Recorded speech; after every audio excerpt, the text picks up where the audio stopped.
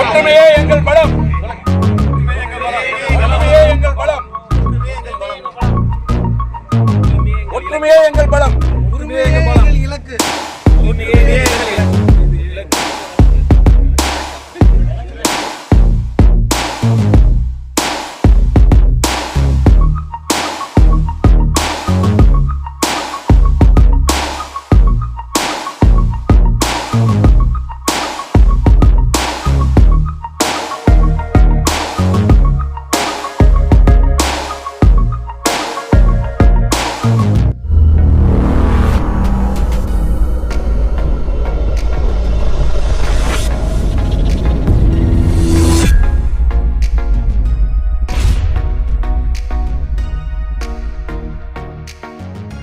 அனைவருக்கும் வணக்கம்.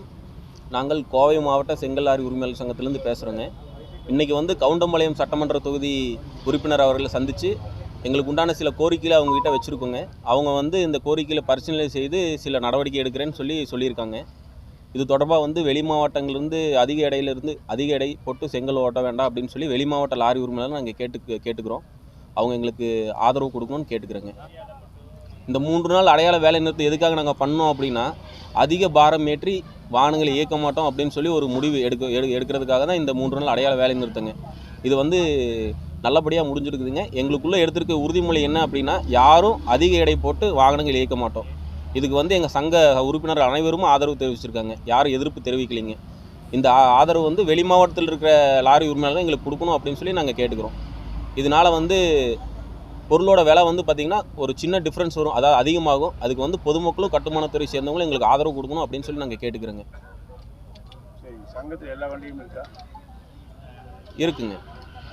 மேக்ஸிமம் 90% வண்டி சங்கத்தில் இருக்குது. அதாவது எங்கள் சங்கத்தை சேர்ந்த வண்டிகை மட்டும் இல்லாமல் ஒண்டி பொது இந்த அதாவது எங்கள் மாவட்டத்தை சுற்றி இருக்கிற வண்டிகளும் தன்னிச்சையாக சிலவங்க நிறைய பேர் வண்டி நிறுத்தியிருக்காங்க.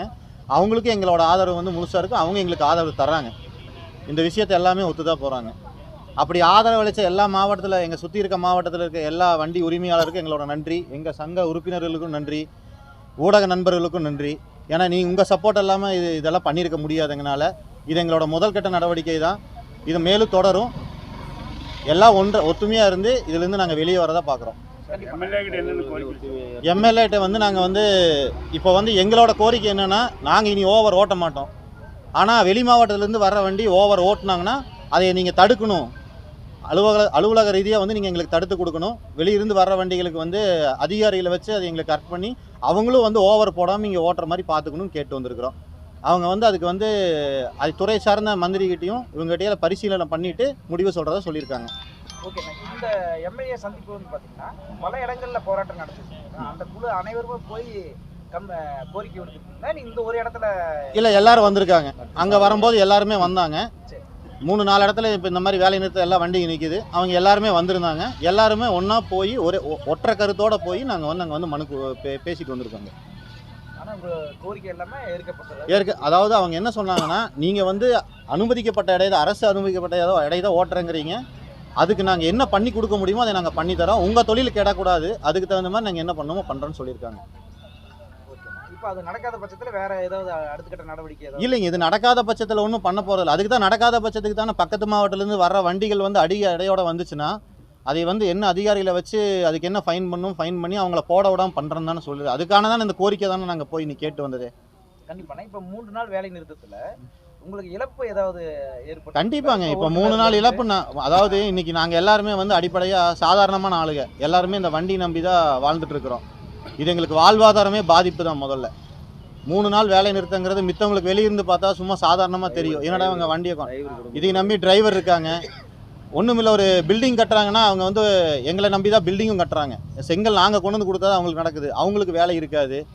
எங்களுக்கு பொதுவாகவே ஒரு வண்டி ஓடினா தான் ஒரு 3000-4000 நிற்கும்னா அந்த 3 நாளைக்கு நிற்கிற அமௌண்ட் எங்களுக்கு இருக்காது. ஏன்னா எல்லாருமே இஎம்ஐயில் தான் வண்டி ஓட்டிகிட்டு இருக்கிறோம். அரசுக்கு கட்ட வேண்டிய சாலை வரி இருக்குது, இது இருக்குது, இன்சூரன்ஸ் இருக்குது, எஃப்சி இருக்குது, எல்லாமே இருக்குது. எல்லாமே இப்போ உயர்ந்துருச்சு. அதையெல்லாம் வலியுறுத்தி தான் எங்களுக்கு எல்லாம் ஒரு இது பண்ணி கொடுக்கணுங்கிறத இந்த போராட்டம் பண்ணுறோம் நாங்கள். சார், இப்போ ஓவர்லோடு ஏற்றிட்டு வர வண்டி ஐடென்டிஃபை பண்ணி நீங்கள் சொன்னீங்கன்னா ஆக்ஷன் எடுப்பாங்களா? அதுக்கு தான் கண்டிப்பாங்க, அதுக்காக தான் இப்போ நாங்கள் நாங்கள் பேசிட்டு வந்திருக்கிறோம். வண்டி நம்பர்லாம் நீங்கள் கொடுத்த ஆக்ஷன் இருக்கா? கண்டிப்பாக அடுத்த கட்டம் அதுதான் பண்ணுவாங்க. இப்போ நாங்கள் என்ன பண்ணியிருக்கோன்னா போய் அவங்ககிட்ட இன்ஃபார்ம் பண்ணியிருக்கோம். அடுத்த கட்டமாக வந்து அவங்க யாரை பார்க்க சொல்கிறாங்களோ, எந்த அதிகாரிகளை பார்த்து இதை பற்றி சொல்ல சொல்கிறாங்களோ அவங்கள பார்க்க போகிறோம். பார்த்துட்டு அவங்களோட அனுமதியோடு தான் நம்ம இது பண்ண முடியும். நம்ம தனியாக பண்ண முடியாது. ஏன்னா நம்ம கையில் அதிகாரம் கிடையாது. அவங்க அனுமதி கொடுத்தால் வர்ற வண்டியை வந்து நீங்கள் ஃபோட்டோ எடுத்து அனுப்பிச்சி விடுங்க, எந்த ஏரியாவில் இருக்குன்னு சொன்னீங்கன்னா அதை பிடிக்கிறோன்னு சொல்கிற பட்சத்தில் வந்து நாங்கள் அதுக்குண்டான வேலையும் பண்ணுவோம். சரி, இப்போ செங்கல் உற்பத்தியாளர்கள் இருக்காங்க, ஆமாங்க.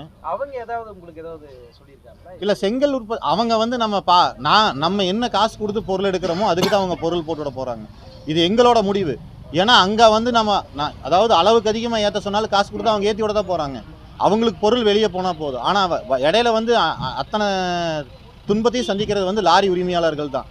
ஏன்னா ஓட்டுநர்கள் ஒவ்வொரு சில இடத்துல ஓட்டுநர் தாக்கப்பட்டிருக்காங்க.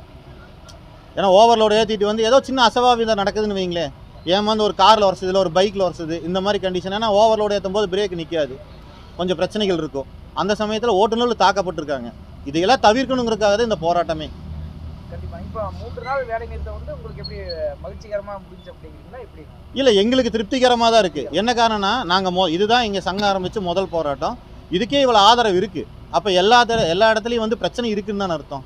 அதை சரி பண்ணணுங்கிறக்காக தான் நாங்கள் இந்த போராட்டமே பண்ணிங்க. எங்களுக்கு திருப்திகரமாக தான் இருக்குது. இந்த சங்கம் ஆரம்பிக்கிறது வந்துன்னா இந்த பகுதியில் இப்போ இல்லைங்க, இப்போ எப்படின்னா நாங்கள் கோவை மாவட்டத்தில் இருக்கிற எல்லாத்தையும் சேர்த்து தான் இந்த சங்கமே உருவாக்கியிருக்கோம். நிர்வாகிகள் வந்து எல்லா இடத்துலையும் போட்டிருக்கோம். இப்போ அனைத்து இடத்துலையும் வேலை நிறுத்தத்தில் ஈடுபட்டாங்க. ஆமாங்க, எல்லாமே சேர்ந்து ஒரே சங்கம் தான். அவங்களுக்கு நிர்வாகிகள் பதவியே கொடுத்துருக்கோம்.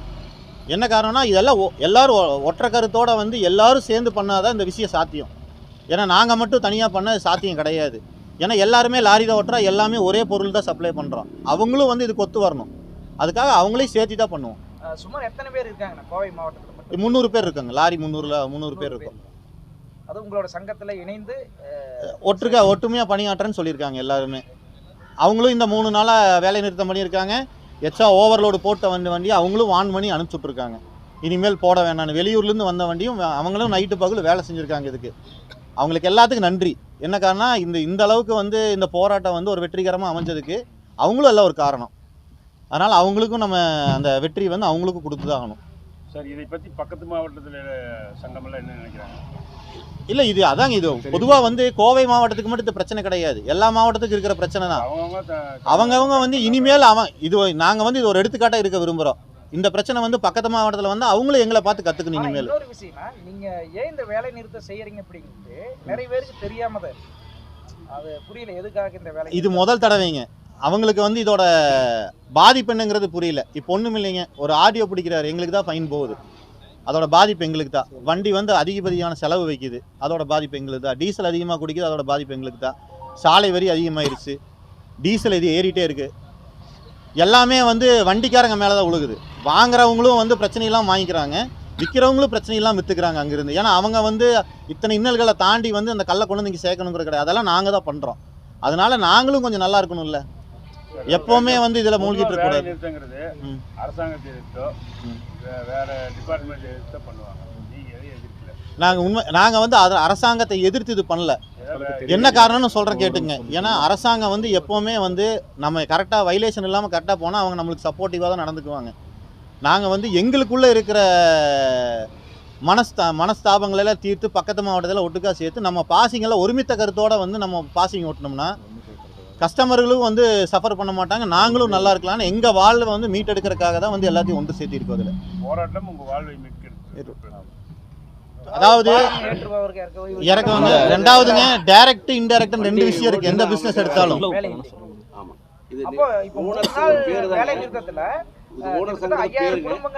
பாதிக்கப்பட்டிருக்கீங்க. அதாவது இது நேரடி, அதான் டைரக்ட் இன்டைரக்ட் 2 இருக்குது, ஜாப் இருக்குது, உங்களுக்கே தெரியும். இதை சார்ந்த தொழில் பண்ணுறவங்க இருக்காங்க இல்லைங்க, அவங்களும் பாதிக்கப்பட்டிருக்காங்க.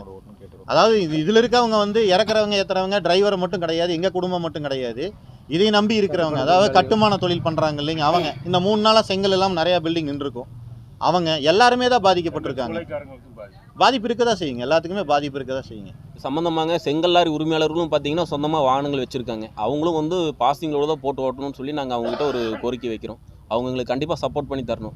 ஏன்னா நாங்கள் மட்டும் பாசிங்களோட ஓட்டணும் அப்படின்னா அவங்க வந்து ஓவரோடு போட்டு வந்து ஓட்டிட்டு கம்மியான விலைக்கு வைக்கிறதுக்கு வாய்ப்பு இருக்குங்க. அப்படி வைக்கும்போது பார்த்தீங்கன்னா யார் கம்மியாக கொடுக்குறாங்களோ, யார் அதாவது பொதுமக்களோட இது என்னென்னா கம்மியான விலையில் எங்கே கிடைக்குதோ அந்த பொருள் அங்கே தான் வாங்கக்கூடிய இது தான் இருக்குங்க. அதனால வந்து அவங்க எங்களுக்கு கண்டிப்பாக மிகப்பெரிய ஒரு சப்போர்ட் பண்ணி கொடுக்கணுங்க. சரிங்களா?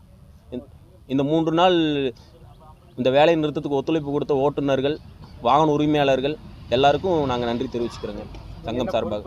நாங்கள் இந்த கோவை மாவட்ட செங்கல் லாரி உரிமையாளர் சங்கத்தில் தலைவர் பொறுப்பில் இருக்குங்க. என்னுடைய பேர் தமிழ்ச்செல்வன். நான் கோவை மாவட்ட செங்கல் லாரி உரிமையாளர் சங்கத்தில் வந்து செயலாளராக இருக்கேங்க. என் பேர் செந்தில்குமார். லாரி ஓனர் சங்கத்து பேர் தாங்க. இதில் வந்து கூலிஸு இருக்காங்க, வண்டி ஓனரு, அது டிரைவர்ஸ் இருக்காங்க. பலதரப்பட்ட வேலைகள் செஞ்சால் தான் மட்டுமே அந்த வண்டியை மீட்டெடுத்து ஓட்ட முடியுங்க. நம்ம ஓனருங்க அப்படின்னு சொல்லி டிரைவர் வச்சு ஓட்ட அந்த ஓட்ட முடியாதுங்க. பல இன்னல்களை தாண்டி தான் வர வேண்டியது இருக்குங்க. பார்த்திங்கன்னா உங்களுக்கு ஒவ்வொரு இடத்துலையும் ஒவ்வொரு நிகழ்வு நடக்குதுங்க. இது எல்லாமே நாங்கள் தான் பொறுப்பு. பார்த்தீங்களா அவங்க வந்து மற்றவங்களும் பார்க்குறவங்களும் மற்ற விஷயங்களுக்கும் வந்து அவங்களுக்கு என்ன லாரி வச்சுருக்காங்கிறதா இருக்கும் போலயே அதனுடைய இடையூறுகளை எல்லாம் நாங்கள் தான் சந்திக்க வேண்டியதாக இருக்குங்க. மழைக்காலங்களுக்கும் ஓவர்லோடில் பயன் பண்ணுறதும், இந்த டயர் இது மாதிரி விஷயங்கள் போகிறதும், விலைவாசி உயர்வும் எல்லாமே எங்களுக்கு தான் பாதிப்பு. கண்டிப்பாக இப்போ இந்த வேலை நிறுத்தத்தின் மூலமாக இந்த ப்ராப்ளம்லாம் எப்படி சால்வ் ஆகிருக்கு? இல்லை, எல்லாத்துக்கும் வந்து தெரிஞ்சிருச்சுங்க. ஆனால் போக போக உங்களுக்கு முழுமையாக தெரியுங்க. இப்போ தான் கொஞ்சமாக தெரிஞ்சுங்க, போக போக முழுமையாக தெரியுங்க. இதுக்கான விடைகள் நிச்சயமாக கூடி சீக்கிரம் வருங்க சார். வந்து இது இன்றைக்கு மட்டும் அல்லங்க, பல ஆண்டு காலமாக இந்த பிரச்சனைகள் இருக்குது. ஆச்சுங்களா? முதல்ல வந்து இந்த ஏரியாவில் செங்கல் குழாய் இருந்தது. எங்களுக்கு கொஞ்சம் சௌரியமாக இருந்தது. நாங்கள் வந்து ஒரு மீறி போனால் 10 கிலோமீட்டர் 20 கிலோமீட்டரில் வந்து போயிட்டு வந்தோம். இன்றைய நிலையில் வந்து இந்த செங்கல் குழாயில் இங்கே இல்லாதனால நாங்கள் வந்து 100 கிலோமீட்டர் 150 கிலோமீட்டர் போயிட்டு வர வேண்டியதாக இருக்குது. இதில் வந்து ஓவர்லோடு ஏற்றுறதுனாலையும் வெளியே போயிட்டு வர்றதுனாலையும் எங்களுக்கு அது வண்டி பிரச்சனையானால எங்களுக்கு பேட்டா கட் ஆயிரும். நாங்கள் இதை நம்பி தான் இருக்கிறோம். இது நம்ம நார்மலாக ஆக்சுவலாக வந்து ஒரு கரெக்டான லோடு போட்டால் நாங்கள் வந்துடுவோம். இதை கொஞ்சம் லோடு ஜாஸ்தியாகும் பொழுது எங்களுக்குன்னா இடையில் நின்னாலும் சரி, போலீஸ் பிடிச்சாலும் சரி, எங்களுக்கு வாழ்வாதாரம் இல்லை. எங்களுக்கு வாழ்வாதாரமே இல்லைங்க. எங்களுக்கு வந்து லோடு ஓட்டினா தான் ஓனர்ஸ் யாரும் அவங்களும் வந்து ஒரு பிழைப்புவாதி தான். அவங்களும் அவங்க காசு கொடுப்பாங்க, நாங்களும் வந்து பண்ண முடியும். இது இல்லாதனால ஒரு பெரிய விஷயங்கள் இருக்குங்க. அதே டயத்தில் முறைப்படி ஒரு விஷயங்கள் செஞ்சாக்கா அதுக்கு தகுந்த மாதிரி நாங்கள் பார்த்துக்குவோங்க. நீங்கள் சொல்கிறீங்க இந்த மாதிரி பாசிங் லோடு மட்டும் போட்டு ஓட்டிக்கலாம்னு சொல்கிறீங்க. நாங்கள் பாசிங் லோடு வேணால் போட்டு ஓட்டுறோம். இது மாதிரி மற்ற ஸ்டேட்டில் வந்துட்டு ஒரு 500 கிலோ 750 கிலோ 1 டன் வரைக்கும் அவங்க பாசிங் கொடுக்குறாங்க. இங்கே வந்துட்டு ஹைவே பெட்ரோல் பிடிக்கும்போது எங்களுக்கு 500 கிலோவுக்கு வந்து 1 டன் ஃபைன் போடுறேன்றாங்க. 3 டைம் நான் லைசன்ஸ் கொடுத்தேன்னா எனக்கு சஸ்பெண்டு. 6 மாதம் அப்போ 3 டைம் கொடுத்தேன்னா 6 மாதம் சஸ்பெண்டு. அப்போ அந்த 6 மாதம் வாழ்வாதாரம் எங்களுக்கு பாதிக்குதுல்ல. இதை வந்துட்டு இது கோரிக்கையாக நாங்கள் வைக்கிறோம். இது ஆடியோ கிட்ட நாங்கள் வைக்கிறோம், அரசாங்கக்கிட்டையும் வைக்கிறோம், ஆடியோக்கிட்டையும் நாங்கள் வைக்கிறோம். ஹைவே பெட்ரோல் இல்லை முன்னாடி வைக்கல, இப்போ நாங்கள் வைக்கிறோம். முதல்ல சூழ்நிலை வேறு மாதிரி இருந்ததுங்க. இப்போ சூழ்நிலை வேறு மாதிரி இருக்குது. வேறு மாதிரி பார்த்தீங்களா, ஒரு செங்கல் எடுத்தால் பழனி அந்த பக்கம் போயிட்டு வர வேண்டியது இருக்குது. போயிட்டு வர்றதுக்கு வந்து எவ்வளோ இடையூறுகள் நிறைய இருக்குங்க.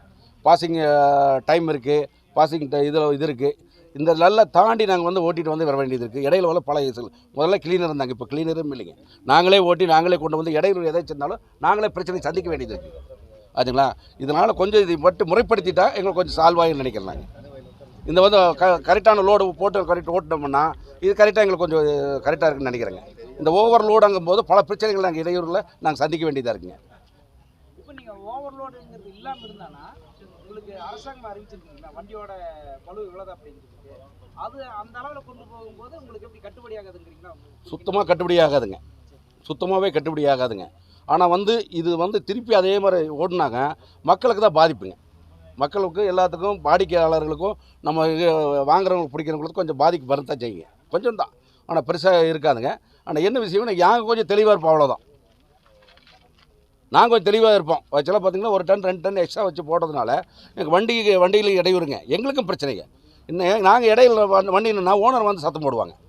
இப்போ நான் கொண்டு வந்து வண்டி சேர்த்துறத அவங்க எனக்கு சம்பளம் கொடுப்பாங்க, இல்லைன்னா எப்படி சம்பளம் கொடுப்பாங்க? அந்த ஒரு விஷயமெல்லாம் இருக்குல்லங்க. இந்த 3 நாள் லாரி ஸ்ட்ரைக்குனால எங்களுக்கு பொருளாதாரமே வாழ்வாதாரமே இன்றைக்கி பாதிப்பு உருவாகி நின்றுட்டுருக்கோம். எங்களுக்கு வந்து இந்த கவர்மெண்ட்லேருந்து லாரி உரிமையாளர்களுக்கும் எங்கள் ஓட்டுநர்களுக்கும் நல்ல ஒரு நடவடிக்கை எடுத்து எங்களுக்கு வந்து வாழ்வாதாரத்தை வந்து கொடுக்கணும்னு தாய்மோட கேட்டுக்கொள்கிறோம்.